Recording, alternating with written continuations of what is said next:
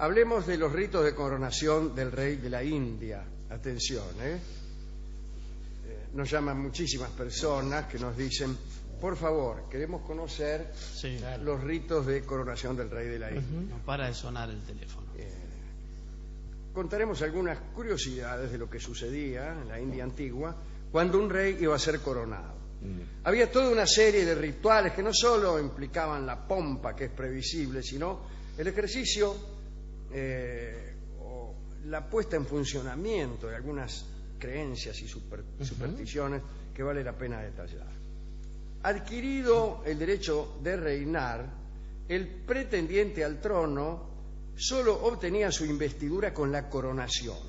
Es decir, hasta que no te coronaban no eras del todo rey. Y este preludio obligado duraba largas jornadas.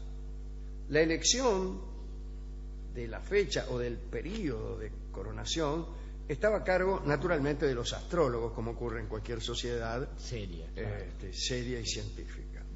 No van a coronar a un tipo en un día nefasto, por ejemplo. Claro. Bueno, una vez pautada la fecha debían reunirse las aguas sagradas con las cuales se componía el agua lustral de la consagración real. Cuando te consagraban te pegaban una enjuagada con unas aguas, pero no era agua cualquiera, no es que vos decías, bueno, vaya, lléneme un balde de la canilla que lo vamos a consagrar al reinado. No, esas aguas se ponían en un recipiente y provenían del Ganges y de cada uno de los ríos sagrados de la India, pero también de los mares, de los manantiales, de las lagunas y de los pozos que tenían algún significado esotérico. A un grupo bastante considerable de expedicionarios se les encargaba esa tarea. No iba a ir uno solo. Están muy lejos las cosas que usted nombró. Claro. Al regreso las aguas eran mezcladas por un brahman. Cuentan que para la coronación del rey Kumagupta, mucho mejor es Kumaragupta, ahí está, allá por el siglo V después de Cristo, la ceremonia debió posponerse hasta que llegara un tipo, que era el que faltaba, que lo habían enviado a buscar agua del río Godavari. Habían llegado todos, de todos los mares, manantiales y riachuelos, pero el tipo que había ido al río Godavari no volvía. El hombre, que como los más sagaces del auditorio habrán conjeturado, debía atravesar la región de Rajputana en su dirección al sur, se emborrachó, como le ocurre a todos los que pasan por Rajputana. El camino de Godavari. Se emborrachó y perdió los caballos que llevaba. Bueno, continuó el camino a pie, ya que es muy difícil continuar a caballo sin la presencia del equino. Tomó el agua del río indicado, el Godavari, y a su regreso una nueva borrachera, tal vez en la misma región de Rajputana, le hizo perder nuevos caballos que nadie dice dónde había conseguido. Parece que cada vez que se emborrachaba el alcohol le hacía perder los caballos. Pero también perdió el agua, de modo que tuvo que volver sobre sus pasos. Bueno, después de tanto ir y venir, llegó a Delhi, donde iban a coronar a Kumaragupta, mucho después de los pensados, tan después que el rey Kumaragupta fue consagrado un año más tarde de la fecha indicada por culpa de aquel irresponsable que desde luego perdió la vida por aquella dilación. Una vez conseguidas las aguas sagradas, se procedía a la lustración. Sucesivamente desfilaban delante del nuevo rey los brahmanes, los dignatarios y algunos elegidos entre el pueblo.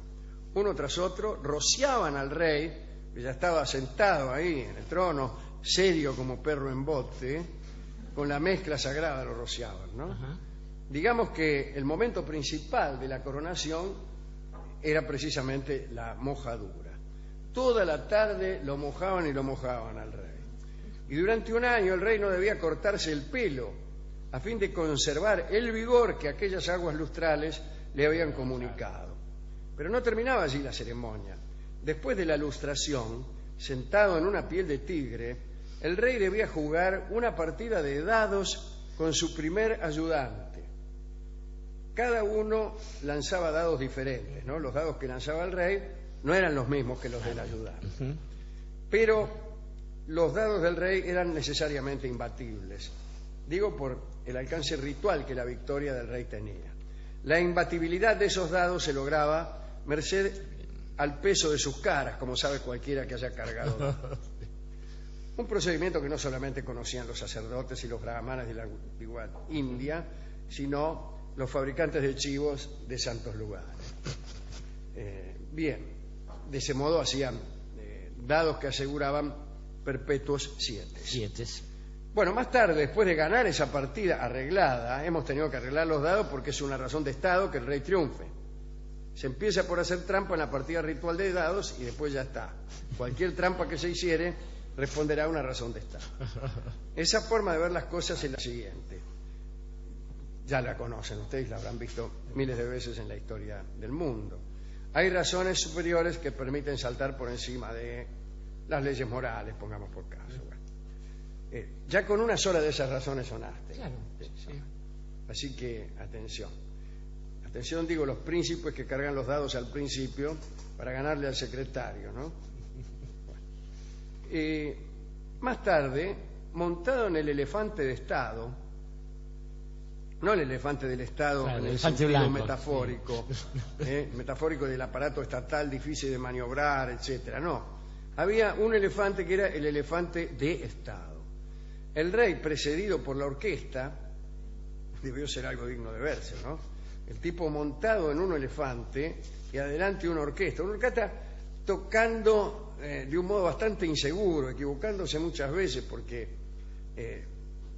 iban con cierta prevención ante la posibilidad de que el elefante los pisara. Sí, se desboca el elefante por una nota mal puesta. Claro, imagínense, el tipo está tocando.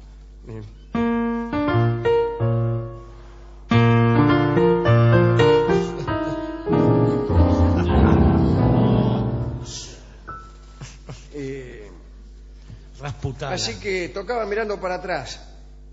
Esto los hacía perder el compás porque claro, no podían mirar al director, naturalmente. Tomaban por calles que rodeaban la ciudad, daban una vuelta para tomar posesión de la ciudad. De regreso al palacio, el rey ponía su sello de oro en una especie de licor en la primera proclama de su gobierno, que era la misma en todos los casos, ¿no? El día de la coronación, todos los prisioneros eran liberados, incluso los que estaban condenados a muerte. Dijimos, cierta vez que expusimos este despropósito jurídico, que los delincuentes esperaban para cometer sus delitos que el rey se pusiera enfermo. Claro, sí. Cuando un rey estaba por morirse, era señal de que pronto vendría una coronación. Entonces ahí se producía una ola de afanos. Se hacían meter en cana y después, cuando asumía el nuevo reinaldo, lo largaban. Y ahí se quedaban los más tranquilos. También se ordenaba desenganchar a todos los animales de tiro, abrir todas las jaulas. Sí, claro. Anda, pobre animal, Suéltale, el mundo es demasiado grande para nosotros dos. También se prohibía que ordeñaran a las vacas por una semana. Ya, eso no rima con nada. Para que pudieran amamantar a sus terneros. Gracias. Todavía en aquella época las vacas no tenían el carácter sagrado que adquirieron después en la India. Después venía el sacrificio del caballo, Ashvamedha, que consagraba definitivamente al rey, confiriéndole soberanía. La última vez que se practicó este ritual fue allá por el siglo IX. Duraba varios días, era un rito muy complicado, pero vale la pena explicarlo. Había un caballo destinado al sacrificio que lo elegían según ciertos signos. El más importante es que debía ser el más rápido de todos, lo cual ya no es un signo sino una cosa. Después de una serie de ofrendas, el caballo era rociado en un estanque y se lo largaba en medio de 100 caballos castrados, tal vez por precaución, haciéndole tomar la dirección noreste. Sí. Noreste, como quien va para el Pakistán. Claro, Bangladesh en realidad, para Maputra y eso. Una tropa de jóvenes chatrias, entre ellos el rey recién ungido, formaba la escolta del Yovaka. Tenía la misión de protegerlo y seguirlo durante un año en todos sus movimientos. Un año atrás del caballo.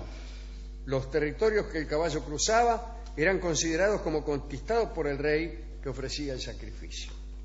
Desde luego los chatrias tenían que guerrear en algunas oportunidades para dejar que el caballo siguiera su camino donde quisiera y para impedir la natural oposición de los titulares de otros reinos, que no se mostraban muy dispuestos a ceder territorio solo porque un caballo los había atravesado. Bueno, el caso es que cuando el caballo regresaba a su punto de partida, ayudado naturalmente por sus guardianes, comenzaban los preparativos del sacrificio, porque hay que decir que a ese caballo lo liquidaban después del año transcurrido recorriendo montañas y praderas. Un día, después de unciones y nuevas mojaduras, el caballo era ahogado y luego despedazado por la reina y las mujeres del harén. Dice el cronista que se producía una orgía de sangre que luego se transformaba en una orgía Dice ya Pase quiero. No tanto. Para decirlo de una vez, después del sacrificio se armaba un baño común y con el pretexto de que se purificaban, estaban ahí refocilándose todo el rato. Eso es democracia. El Ashvamedha revestía un carácter simbólico, claro. El caballo representaba a la casta kshatriya y era ofrecido a Prajapati, el ser universal. Como todos los que hablan sánscrito habrán comprendido. Su carrera a través del reino y fuera de sus fronteras imitaba la carrera del sol y confería solemnemente al rey su carácter de dueño de esas tierras, hasta, como se ha dicho, y también el carácter de regente del año y regente de las peripecias meteorológicas, porque el rey de la India estaba a cargo del clima. Claro. Era responsable de la humedad, del calor, etcétera. Con el clima que hace en la India no había otra cosa que malos reyes, me imagino. Bueno, bañado en aguas sagradas, ganador en los dados, libertador de los presos, perseguidor y sacrificador del mejor pingo y amante de muchas mujeres, el rey de la India empezaba con mucho ímpetu su gobierno. Sin embargo, hay que decir que cuando un rey presentaba síntomas de decadencia física, su reinado y su vida estaban en peligro. En muchos pueblos de la antigüedad a un rey enfermo se lo mataba. El ritual del rey del bosque, que usted ha contado más que claro. Hasta aquí llego yo con estas bellas ceremonias de la coronación del rey de la India. Bueno, algunas cosas, Alejandro del Medio. Si el caballo representaba el camino del sol, ¿por qué lo mandaban hacia el noreste? Al noroeste, eso ¿no? Pensé. Claro. A encontrarse. No, al noroeste no. No, al noreste. Al noreste, está bien. Sí. Claro. Pero, digo, a encontrarse, si estuvieran acá, el rumbo noreste sería un rumbo adecuado para ir a buscar al sol antes de que saliera. Claro, pero... porque aquí el sol apunta siempre desde el norte, aunque salga por el este. Seguro. Pero en la India era todo lo contrario. En la India, claro, eso. Pero bueno, se lo vamos a decir, igual ya ha pasado, vamos a llegar tarde, igual que el tipo que fue al río Godavari cruzando Rasputana.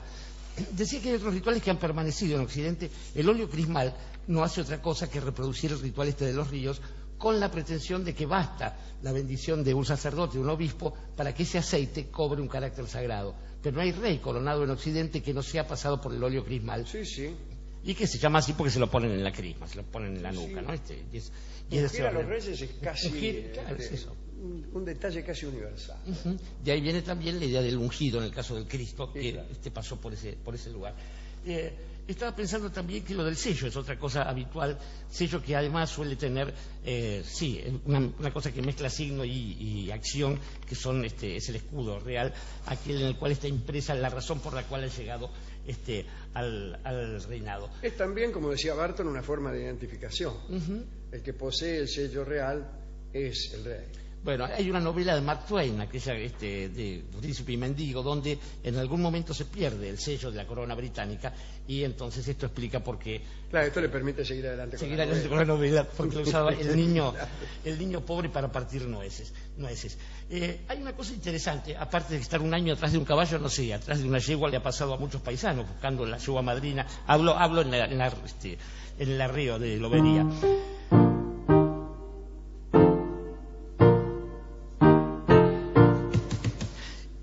El asunto de los dados cargados.